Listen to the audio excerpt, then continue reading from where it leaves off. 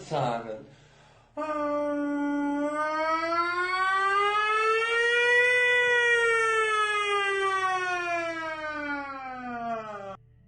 Dabar pristatysime žmogų, kuriam nelabai patinka, kad pakeitė į eurą iš lito.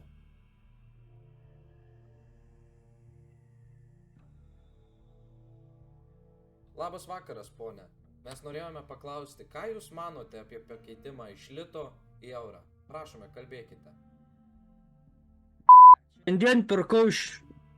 Šiandien gavau iš Limonos pirktas prekes, užsakytas daugiau nei prieš savaitę. Vežė neatvežė, atvežė.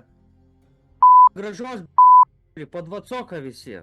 Pas mane irgi po 20.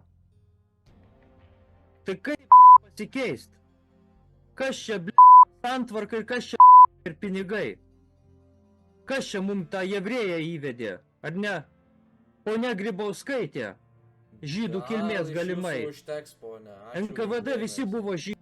Dabar kalbant rimtesnė tema. Nojus ir Matas paskaitys jums nuo ekrano tekstą.